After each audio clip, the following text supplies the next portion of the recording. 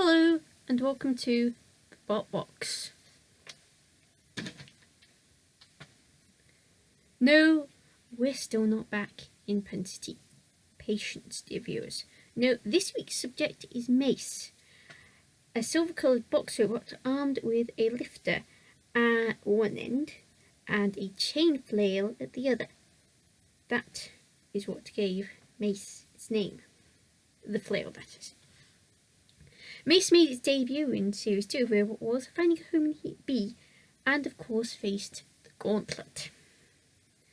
Mace took the middle route and went through the barrels with little trouble, and the same could be said for Mace's run over the seesaw.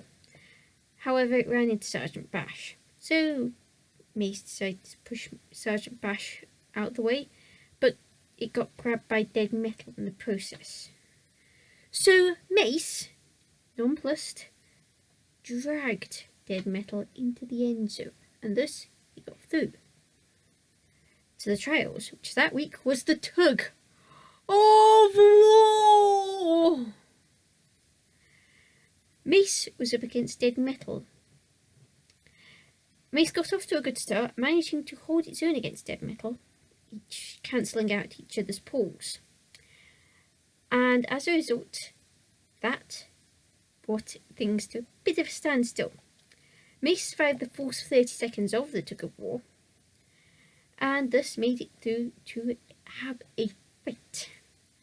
First up, it faced Scooper/Chainsaw Bot Leviathan.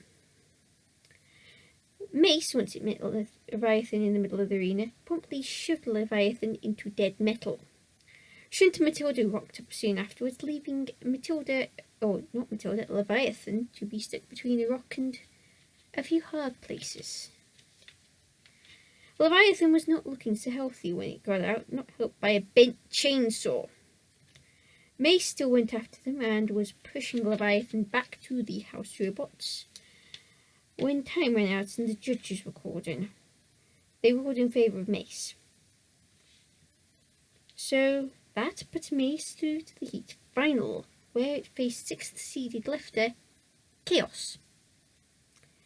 The two met in the middle of the arena and a minor pushing war ensued, ended when Chaos gave Mace a flick. Chaos then reversed away, but Mace caught up and pushed the 6th seeds into Matilda, who flipped the move. So Chaos tried self-right. Tried and failed. That was the cue for Mace to hit them with the chain flail, which left marks. Chaos, after the house robots attacked, was righted, oops, but it was too late for them. It ran away, only to get flipped again, and this time there was no chance of recovery. So Mace made the series semi-finals, where they had to face the Gauntlet again. Team Mace was surprised to get that far. They were also worried about axe-wielding robots. Mace took the central route again and went over the ramps, but also met the Sentinel and said this was a bad idea, so turned around and took on the seesaw instead. This turned out to be a bad idea as well when they met Shunt, who pushed them in the pit. They'd only got 6.9 metres along the course. The good news was they weren't out yet. Lifter Panic Attack had also got 6.9 metres along the course as well, and everyone else had got further than them, which meant they both had to do the Gauntlet again in a race-off. Mace won the toss and elected to face the Sentinel. No, really. They chose to face the Sentinel.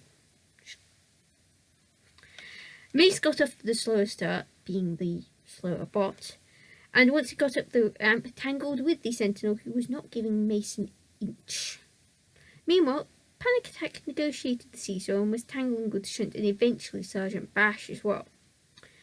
Mace's battle with the Sentinel, however, ended up with Mace in the pit again. This time, Mace were well and truly out. Sentinel, that was mean. Bad, bad Sentinel. Mace returned for Series 3 as Mace 2 and landed in Heat A with improvements. In round 1, they drew Thwackbot Stinger with its pizza cutter configuration. No, really, their tail wheel looked like a pizza cutter. Roll with it. Mace 2 turned Stinger over early on. In fact, a couple of Mace 2's early hits sent Spinner spinning on one wheel.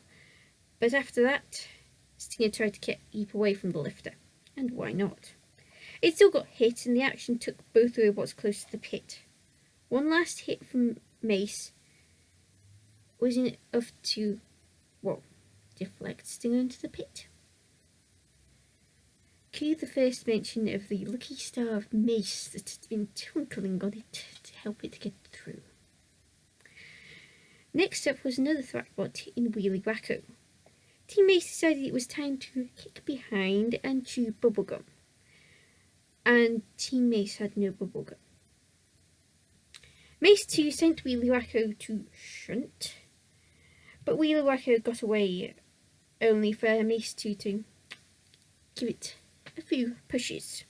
Mace 2 even sent Wheelie Wacko to Sergeant Bash, but once again Wheelie Wacko escaped. So Mace 2 tried to cook Wheelie Wacko. That is not how you make bubblegum, Team Mace. Wheelie Wacko escaped, but had to dodge Sakilot. It didn't dodge Mace 2, who tried to cook them again. Once Wheelie Wacko escaped from there, it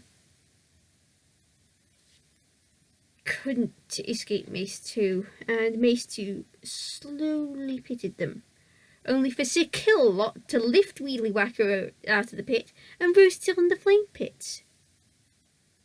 That is not how you make s'mores, Sakilot.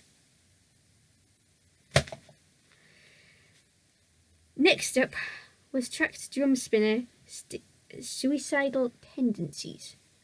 No. Just don't ask me why. Don't ask me why they named the robot that.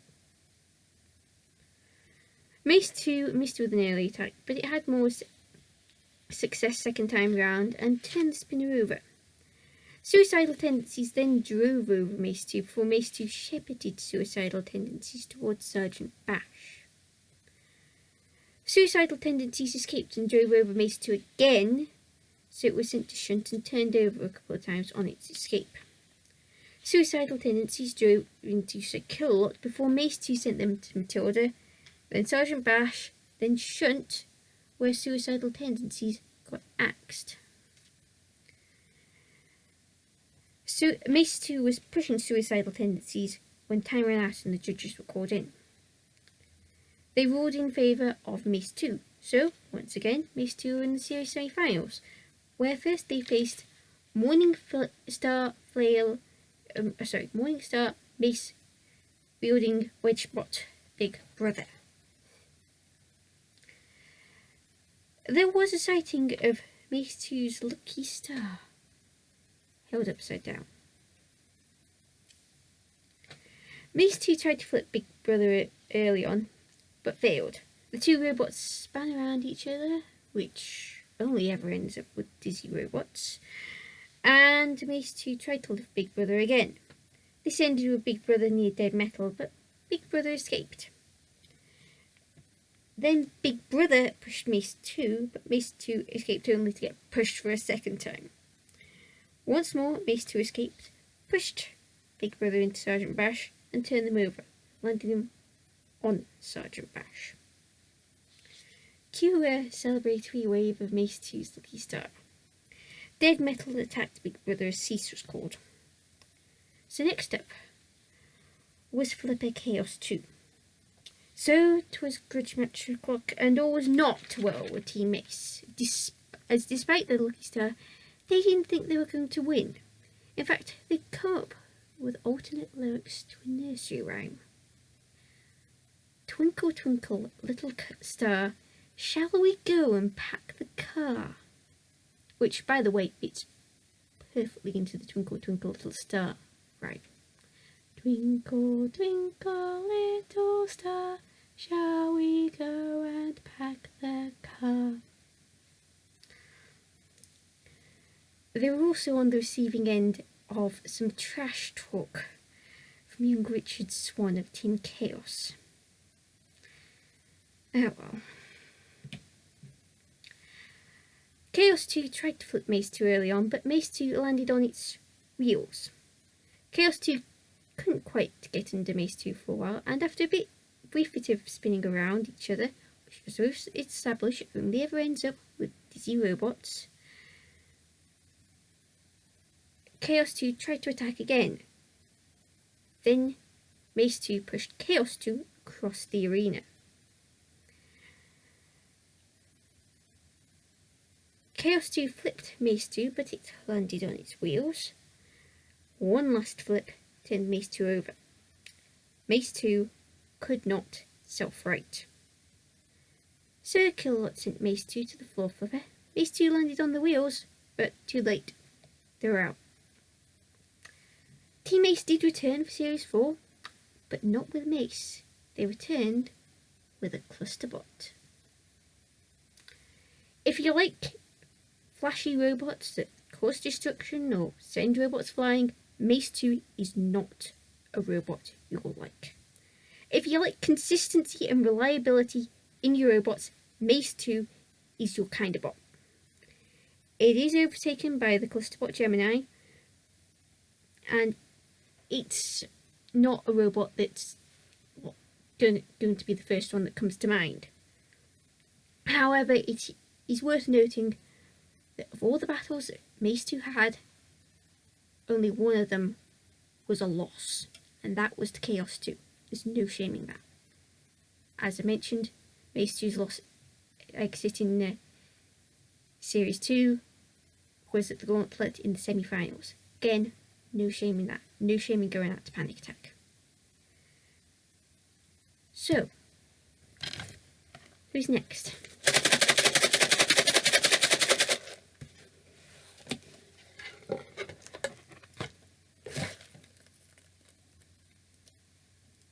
This one. I wonder who it is.